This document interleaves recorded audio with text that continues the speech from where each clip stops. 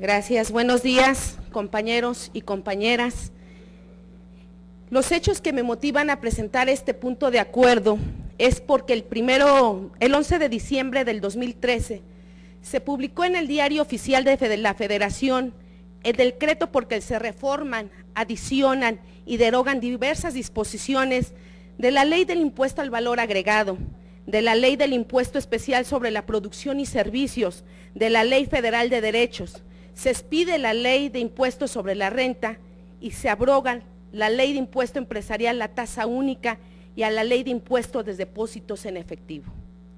Dicho conjunto de normas conforman la reforma hacendaria que el Ejecutivo Federal promovió mediante iniciativas en la misma materia.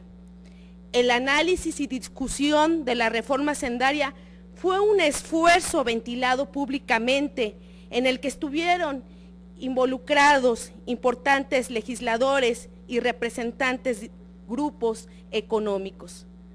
También estuvieron representantes y funcionarios del gobierno federal que participaron de manera relevante con sus puntos de vista en la valoración del proyecto presentado.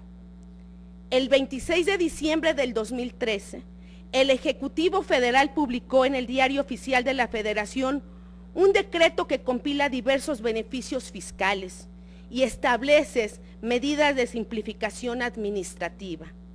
Las leyes afectadas son las correspondientes al impuesto sobre la renta, al IVA, al impuesto especial sobre producción y servicios, así como el Código Fiscal.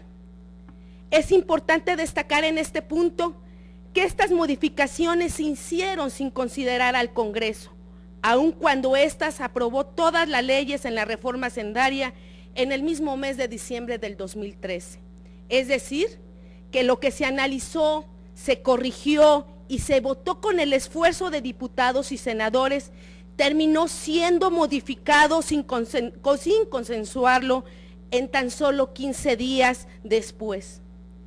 El contenido del decreto del Ejecutivo consiste en las concesiones al sector privado, en el que se conceden los beneficios con la intención de congraciarse con ellos.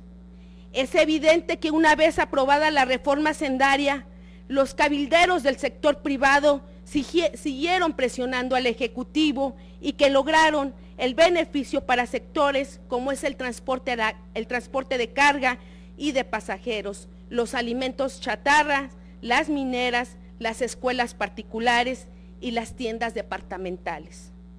Es inadmisible que el decreto del Ejecutivo del 26 de diciembre no presente ninguna cuantificación del impacto que significa ceder el cobro de recursos que forman parte de la hacienda pública.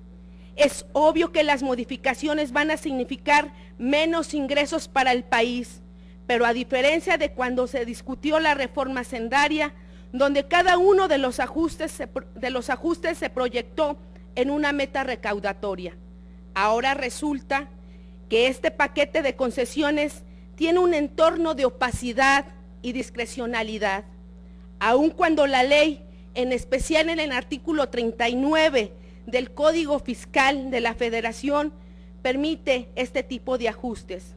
En el fondo es una vergüenza que el gobierno ceda recursos aprobados por los legisladores sin que ni siquiera se sepa cuánto es lo que nos va a costar como país.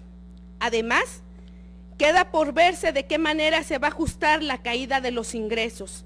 El gobierno debe decir desde ahora si piensa superar las metas del déficit, si va a recurrir al truco de aparecer dinero subestimado o correspondiente a las disponibilidades que no había reportado, o si piensa hacer algún ajuste al presupuesto aprobado en el gasto de inversión o en los programas de las dependencias.